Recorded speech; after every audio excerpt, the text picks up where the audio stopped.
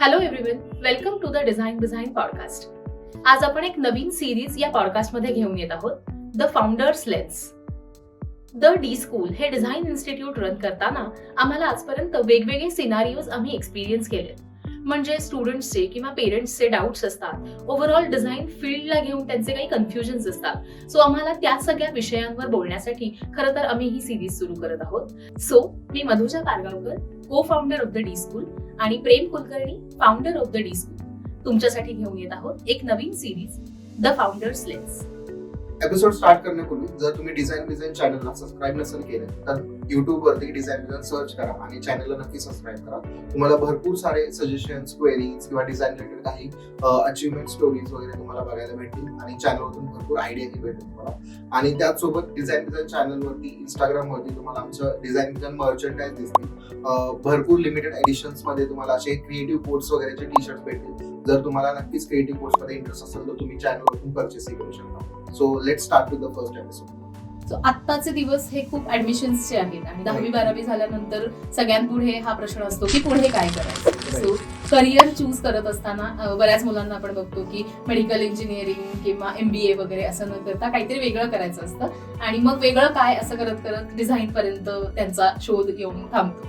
पण या फील्डमध्ये करिअर करताना ऍज अ पेरेंट म्हणून पण माझा मुलगा जर डिझायनिंग फील्डमध्ये जाणार असेल तर ते एक सक्सेसफुल करिअर आहे का, हा पेरेंट्सचाही डाऊट असतो. राईट, असे अनुभव आपल्याला खूप वेळा येतात. जेव्हा मुलं पण येतात इथे काउन्सिलिंगसाठी तेव्हाही बऱ्याच मुलांचं ते कन्फ्युजन असतं. स्टुडंट सोबत हा एक्सपिरियन्स होण्यापूर्वी आय थिंक आपण या एक्सपिरियन्स मधून गेलेलो आहे. जेव्हा आपली जर्नी स्टार्ट झाली, आपल्या पॅरेंट्सला तितका ट्रस्ट नव्हता इंडस्ट्रीवरती की ऍक्च्युली डिझाइन इंडस्ट्री आहे किंवा याच्यामध्ये MNC मध्ये जॉब्स आहेत की पुढे जाऊन ही ग्रो करेल नाही करेल वगैरे.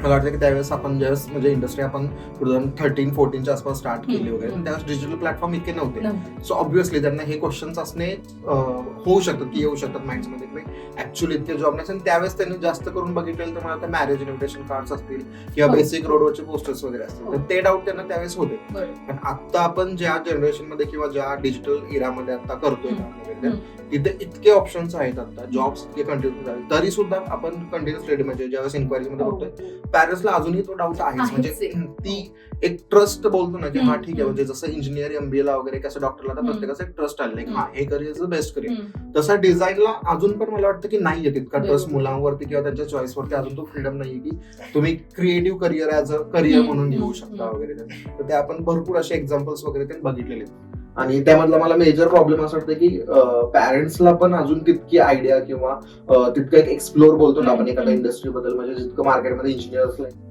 टॉप वरती घेऊन ठेवलेले, हा इंजिनियर्स केलं किंवा आमच्या मुलाचं हे झालं, इंजिनियर्स कडून हे भेटतात वगैरे, तितकं क्रिएटिव्ह इंडस्ट्रीला अजून स्कोप नाही भेटत.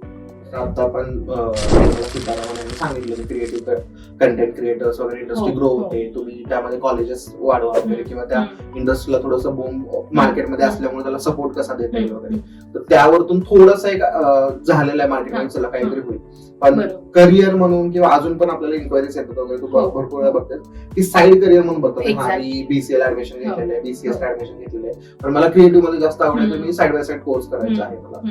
ते वाटतं मला कुठेतरी अजून तो ट्रस्ट फॅक्टर अजून तितका ग्रो नाही झालेला.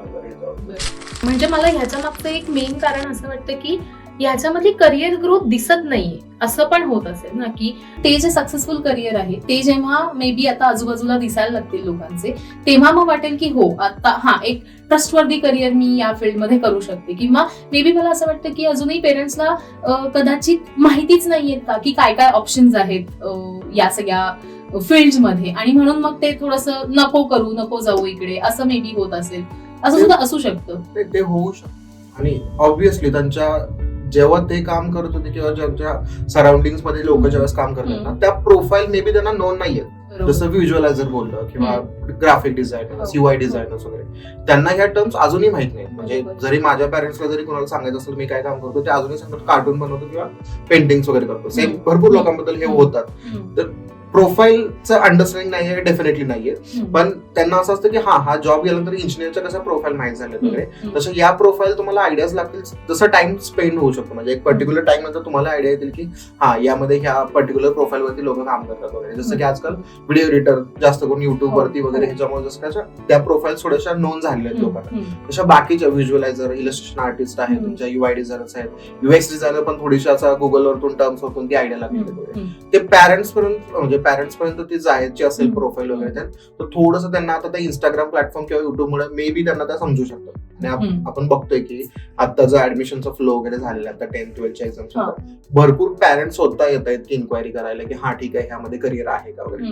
आणि मोस्टली त्यांच्या जर क्वेरीज तू पण आता बघितल्या असतील वगैरे, तर जास्त करून त्या अंडरस्टँडेबल वेनच विचारतात की ठीक आहे यामध्ये तुम्हाला पुढे करिअर कसं आहे काय, म्हणजे हे क्वेश्चन असतात की घेतलं तर चालेल का किंवा यात काय आहेच का वगैरे. त्यांचे क्वेश्चन असतात की मग जॉबचे काय आहेत काय नाही. त्यांना प्रोफाईलची आयडिया आलेली आहे की हे मार्केटमध्ये नवीन जॉब प्रोफाईल आहे जे आता बूम मध्ये चालू आहे, भरपूर लोक यामध्ये ऍडमिशन घेत आहेत, आपल्या मुलाला जर इंटरेस्ट आहे तर आपण चालू करू शकतो. किंवा MNCs मध्ये आहे का ह्याच्यात काही स्कोप की हे करिअर करून असं काही एक सस्टेनेबल जॉब करता येईल का, असे थोडेसे. आणि त्याच्यासोबत सॅलरीचा पण मॅटर होतो. म्हणजे भरपूर लोकांचं तोच असतो की एक पर्टिक्युलर टर्म किंवा प्रोफाईलला ही सॅलरी भेटेल का, मग डिझायनर्सला या सॅलरी आहेत का नाही, किंवा मार्केटमध्ये आजपर्यंत पॅरेंट्सकडे हाच एक अंडरस्टँडिंग आलेली आहे की त्यांनी जितके सराउंडिंग मध्ये बघले इंजिनियर आहे त्याला 2 लाख सॅलरी आहे किंवा डॉक्टर आहे इतकं अर्न करतो काय, तशा डिझायनरच्या अजून मार्केटमध्ये टर्म्स अजून तितक्या व्हायरल किंवा म्हणतात नोन नाही झालेले की डिझायनर असून सुद्धा इतकी सॅलरी अर्न करतात किंवा डिझायनर्स असून ह्या गोष्टी अर्न करतात. ह्या पर्टिक्युलर प्रोफाईल मध्ये मॅनेजर, VP, डिरेक्टर्स वगैरे आहेत. त्यावेळेस ज्यांना ती समजायला लागेल त्यावेळेस मला वाटतं की ही थोडीशी टर्म्स नोन होईल आणि त्यावेळेस ते ट्रस्टफुली त्या करिअरकडे बघू शकतात. आणि मला वाटतं की थोडासा मिडल ह्याच्यामध्ये म्हणजे मधला पार्ट बोलू शकतो. एक बेसिक 10-20%, 30% आहे ज्यांना नसतोच इंटरेस्ट, मधला जो 20% आहे ज्यांना आहेत इंटरेस्ट पण डिसिजन पॉवर नाहीये वगैरे. टॉप 10% त्यामध्ये पण येतो ज्यांना ऍक्च्युअली त्यांचे पॅरेंट्स BFA वगैरे ऍडमिशन घेतात, इव्हन NID किंवा त्यांचे जे MIT मधून वगैरे डिग्रीज वगैरे आहेत तिथं करतात ते फॅशन डिझायनिंग असेल, व्हिज्युअल VFX वगैरे किंवा कोणते. मध्ये जे 30-40% आहे ज्यांना मे बी जसं आता कॉलेजचे वगैरे फीज पण नाहीत सगळे बेअर करू शकते, तर त्या 40%ला तो ट्रस्ट येण्यासाठी थोडासा टाइम लागेल. ज्यानंतर मग तो हा थोडासा स्कोप थोडासा मार्केटमध्ये जास्त चालेल त्याला. बरोबर. किंवा डिसिजन पॉवरचा पण तुझे म्हणालास की साईड हसल म्हणून जर करत असतील तर असं पण खूपदा होतं की त्या काळात घरच्यांनी अलाव नाही केलं, सो मे बी काहीतरी एखादी 3-4 वर्षांची डिग्री केली आणि ती कम्प्लीट झाल्यावर जॉबलाही कदाचित काही जण लागतात, पण जॉब करताना लक्षात येते की नाही यार हे फील्ड नाहीये माझ्यासाठी, माझे इंटरेस्ट काहीतरी वेगळे होते, आता मला आहे ती थोडीशी अथॉरिटी, मी माझ्या लाईफचे काहीतरी डिसिजन घेऊ शकते, असं म्हणून लोक यायला लागली परत या फील्डकडे. असं पण आपले बरेच स्टुडंट्स असे आहेत की जे काहीतरी करिअर स्विच करून आता इकडे सिरियस करिअर म्हणून बघतायत. आणखी ह्याचा एक मी 2-3 भरपूर म्हणजे नॉट 2-3 अराउंड म्हटलं मला वाटतं 10-15 एक्सपिरियन्स मी बघितलेले वगैरे केलेले आहेत त्यांनी, पर्टिक्युलर एका फील्ड बद्दल गेलेले आहेत वगैरे. तर नंतर त्यांना असं वाटलं की नाही मला या फील्ड मध्ये जास्त इंटरेस्ट नाही येते किंवा मला ती स्टेबिलिटी नाही भेटते किंवा मला तो बोलतात नाही की काम केल्यानंतर इंटरेस्ट वाढतो किंवा माझी प्रोफाईल ग्रो होत नाही वगैरे, कारण की त्यांना तो इंटरेस्ट नसतो तिथे. म्हणजे मोस्टली मी जितकं बघितलं त्यात 70-80% कोडिंगचाच प्रॉब्लेम होतो. भरपूर लोक असतात की मला कोडिंग मध्ये नाही जायचं पण मला जॉब नाही होते वगैरे.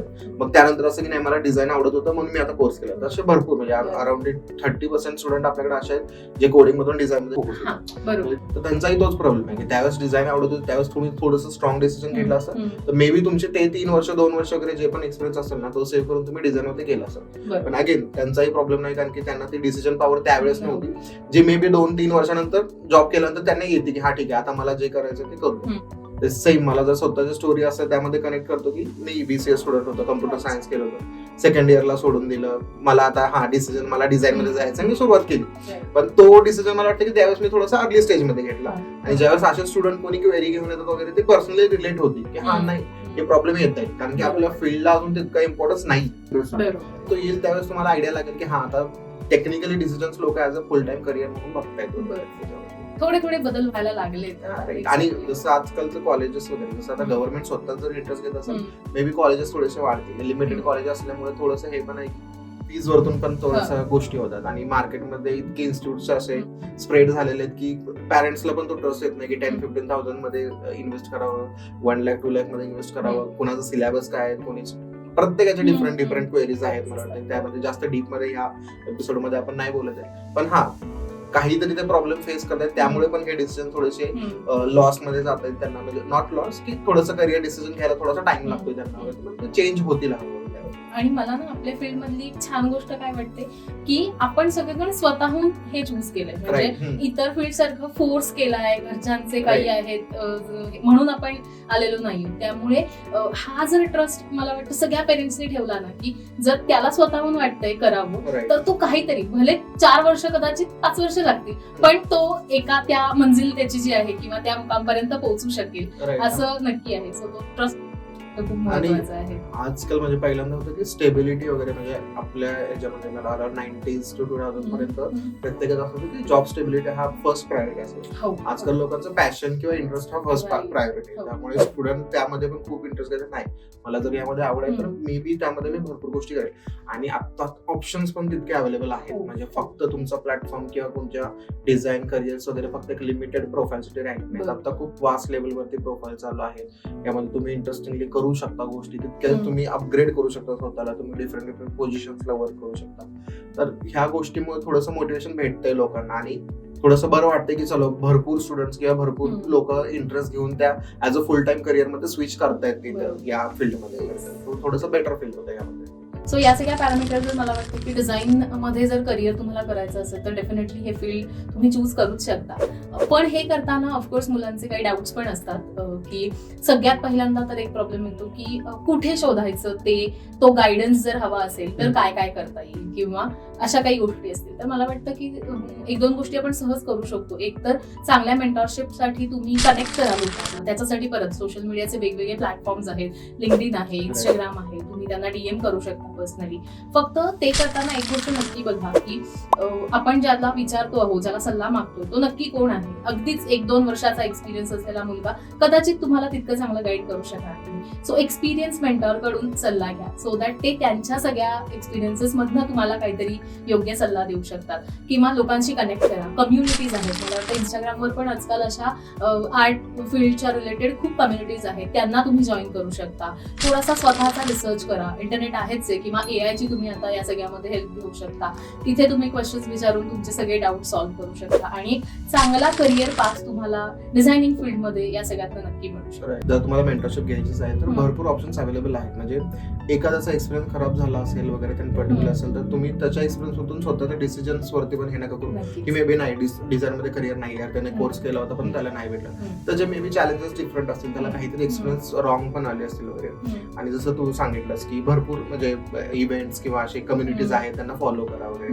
तर त्यासोबत भरपूर असे आर्ट एक्झिबिशन्स होतात किंवा भरपूर ठिकाणी काही पॉडकास्ट वरती जे फेमस डिझायनर्स वगैरे असतात किंवा त्या आर्ट एक्झिबिशन्स मध्ये काहीतरी पॅनल डिस्कशन्स वगैरे असतात वगैरे, ते ऐका. त्यातून पण तुम्हाला भरपूर लोकांचे प्रोफाईल समजून येतील की त्या पर्टिक्युलर प्रोफाईल वरती ते पोहोचण्यापर्यंत किंवा त्यांची जर्नी कशी आली.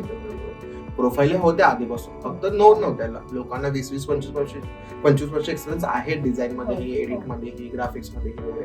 त्यांच्याकडून मेंटरशिप किंवा त्यांचे पॅनलवरती डिस्कशन जरी ऐकले तरी तुम्हाला थोडासा आयडिया भेटू शकते. आणि अल्टिमेटली असं होतं की स्वतः करून बघितल्याशिवाय कळणार नाही. त्यामुळे तुम्हाला स्वतःला जेव्हा हे सगळं करून 1-2 वर्षाचा एक्सपिरियन्स येईल तेव्हा तुम्हाला कळेल की आपण काय कुठे आहोत, बरोबर आहोत, चुकीचे आहोत. ते सगळं शेवटी आपला एक्सपिरियन्स असेल. सो आय होप या सगळ्या चर्चा गप्पा मधून तुम्हाला हेल्प होईल, तुमचे डाऊट सॉल्व्ह होतील. आणि हे सोडूनही इतर काही तुमचे जर डाऊट्स असतील तर आम्हाला कमेंट बॉक्समध्ये नक्की कळवा, ते आम्ही सॉल्व्ह करायचा प्रयत्न करू. आणि असंच द फाउंडर्स लेन्सच्या थ्रू आम्ही तुमच्याशी गप्पा मारायला येत राहू. थँक्यू.